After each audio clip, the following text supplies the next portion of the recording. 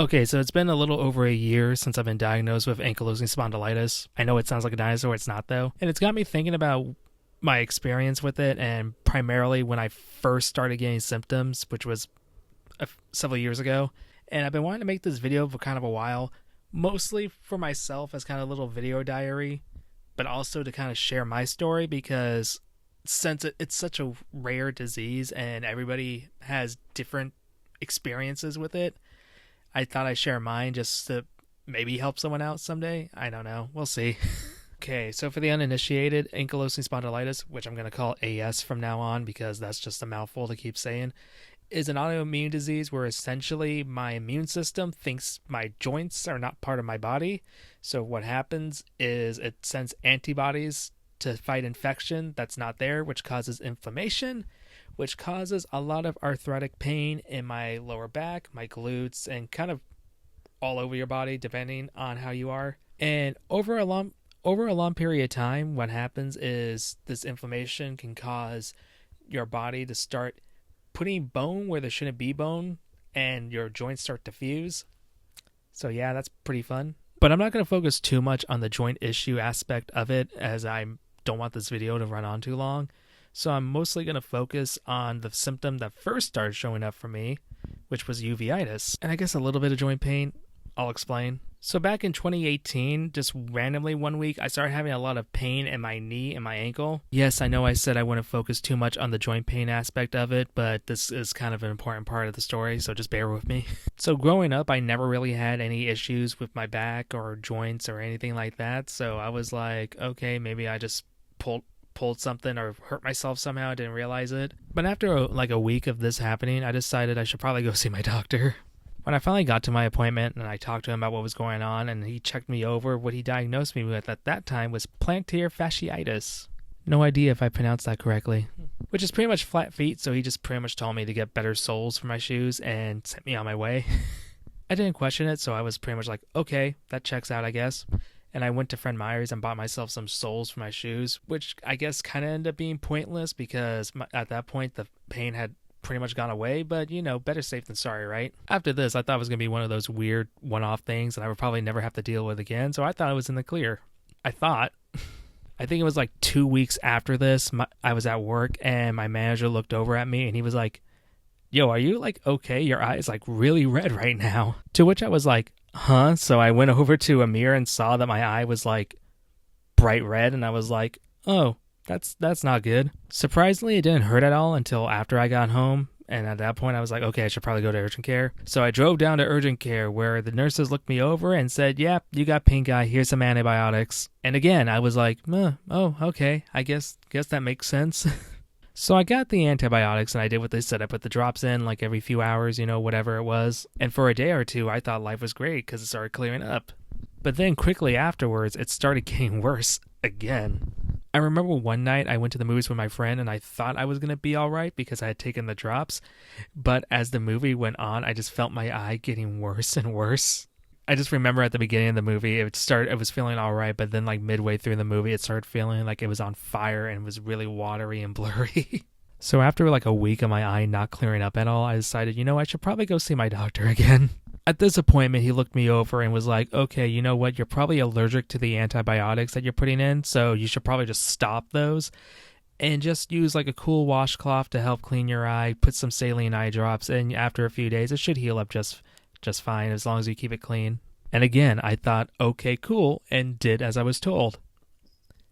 Then again, it started getting worse. And not only did it get to a point where it started to feel like there was just a migraine headache just located just right here in my eye, but it started causing my eyelid to start getting droopy and kind of swollen looking. At this point, my doctor was like, okay, I think I might know what's wrong with you, but you need to go see an eye doctor first. So literally that same day, about an hour later, I went to go see an eye doctor, and pretty much immediately after looking me over, he was like, oh yeah, I know what you have. You have uveitis. So at this point, this is where I learned what uveitis is, which is inflammation of your eye, and it often can get misdiagnosed as pink eye because it visually looks the same, although it's different. I have never heard of uveitis at all before this point, and this is when I learned that it's inflammation of your eye, and there are multiple versions of it. The version that was affecting me was anterior uveitis, which was affecting the front of my eye. So what was happening was pretty much my pupil was getting stuck to the lid of my eye. So pretty much when light was hitting it, it couldn't like contract or move at all, which was causing all the pain. So what my eye doctor did was he dilated my eye, which caused my pupil to rip free from the lid of my eye, which I know that sounds really painful, but it wasn't. It was the most relief I had in weeks at that point. Afterwards, he decided to prescribe me steroid eye drops. I know there's like an actual name for them. I just call them the steroid eye drops because that's easier for me. So at this point with the steroid drops, he tells me, okay, you're going to do steroid drops every hour for the next day, and I'll see you tomorrow. I saw him the next day. He saw that my eyes was starting to improve. He's like, okay, you're going to do it for every 2 hours, and I'm going to see you on that Friday.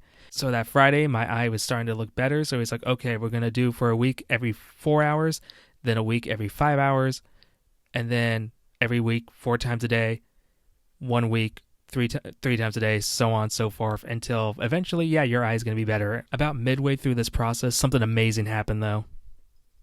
It started coming back. I went back to my eye doctor and he was like, okay, you know what? I think we need to start doing some blood tests. So I went and got some blood work done and everything came back fine except for one thing though. I tested positive for HLA-B27. Pretty much what HLA-B27 is, it's a genetic marker that pretty much is really associated with autoimmune diseases like AS, IBD, and like a bunch of other inflammatory diseases. Pretty much just because you have this marker doesn't mean that you have an autoimmune disease.